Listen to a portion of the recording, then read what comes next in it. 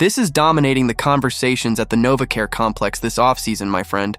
Howie Roseman just made his move, and he did it in a way that's going to bring back powerful memories for any Eagles fan who's been following this team for a while. 2 players, 1 clear philosophy, and a direct message to the entire NFL about what this organization values. I'm going to break down who these players are, why these signings make so much sense within the Eagles' system, and what they say about where this team is headed in 2026.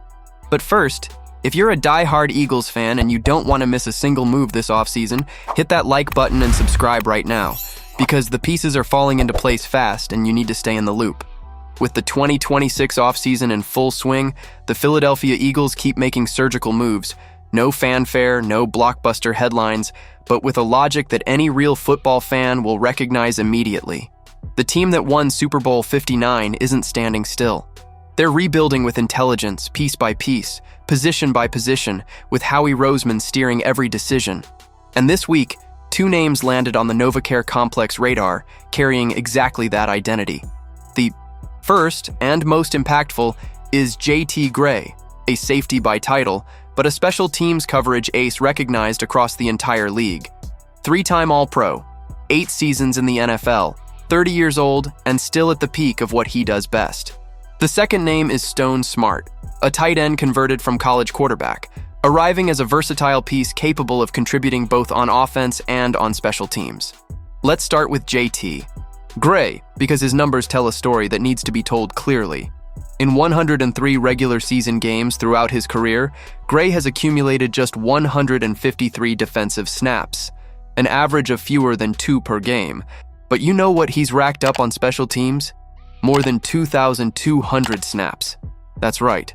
Over 2,000 snaps as a gunner and coverage player, making him one of the best at that job in the entire league. The safety label on his roster spot is almost purely nominal. JT Gray's real value lives entirely in the third phase of the game. 3 All-Pro selections don't lie. But why did the Eagles need someone like this right now?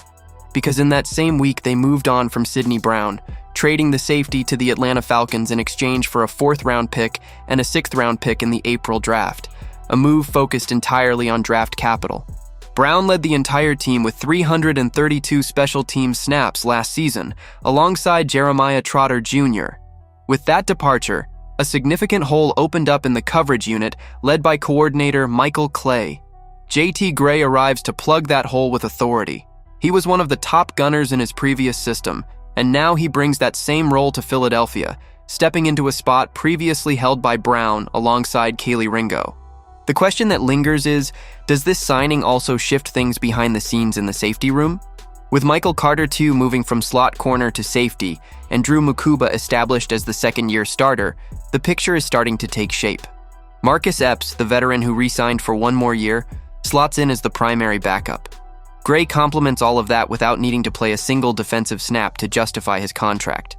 Now let's talk about Stone Smartt. And this is a signing that might fly under the radar for a lot of people, but it has a very specific purpose within the Eagles' philosophy. Smartt is a tight end converted from college quarterback, and his snap distribution across 4 NFL seasons shows exactly what Howie Roseman is looking for. 660 offensive snaps over 4 seasons against 475 on special teams. An average of about 165 offensive snaps per year, and 119 on special teams. The numbers are less extreme than Gray's, but the special teams contribution is what truly separates Smartt from other options available on the market. Why does that matter? Because the Eagles' TE3 last season was Kylen Granson, who signed with Tennessee. And Granson had 18 special teams tackles on 290 snaps, tied for the team lead in that category. The natural question is, who takes over that role now? Grant Calcaterra and Johnny Munt are on the roster, but Smart's profile as a dual threat, capable of contributing as a pass catcher and covering kicks, puts him ahead in the race for the TE3 spot that also carries real responsibility in Michael Clay's unit. And this is where the story gains an extra layer of depth for anyone who's been an Eagles fan for more than a decade. Because this strategy isn't new in Philadelphia. It has a name, it has a face, it has history. Chris Maragos, Bryan Braman. Those are the names longtime fans immediately think of when it comes to players who arrived carrying a special teams identity above everything else. Guys who maybe weren't offensive or defensive stars, but who understood the value of every yard covered on a punt return, every tackle on a kickoff, every block on a special formation. The Eagles have always known how to use these players wisely, and now, in 2026, the same philosophy is being applied all over again. Speaking of punt blocking, and this is a detail most people won't mention, but it matters, JT Gray has already blocked 2 punts throughout his career. And he's not just a blocking threat. In Week 3 of 2024, while still with the Saints, it was Gray himself who blocked a punt against the Eagles in a game that directly impacted the final score. Now he's on the other side. The irony couldn't be more perfect. A player who caused pain to the Eagles on the field now arrives to defend the green and white with that same intensity. That's the kind of detail that shows Howie Roseman misses nothing. And speaking of Michael Clay, it's worth pointing out that he himself nearly left Philadelphia this offseason. His contract with the Eagles was about to expire, and the Tampa Bay Buccaneers interviewed him for their own special teams coordinator opening. But Clay re-signed with the Eagles, keeping a partnership that stretches back to 2021 and has included 5 consecutive playoff appearances, 2 conference championship games, and a Super Bowl title. Since taking over the role, Clay has already ranked the team among the top 10 in 10 different special teams categories in a single season.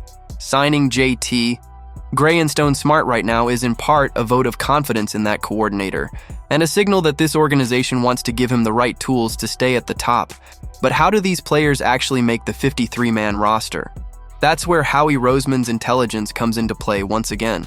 With the practice squad expanded to 16 players, the general manager has tools that didn't exist in previous eras. He can place Gray and Smartt on the practice squad initially, elevate them for up to 3 games throughout the season to bolster Michael Clay's unit, and at the same time evaluate whether either of them can earn a permanent spot on the active roster through standout performance. It's a controlled risk strategy, but one with high return potential for the long-term consistency of the special teams unit.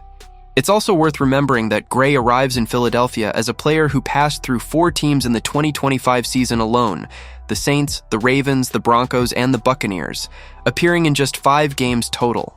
That might sound like instability, but Howie Roseman's read is probably different.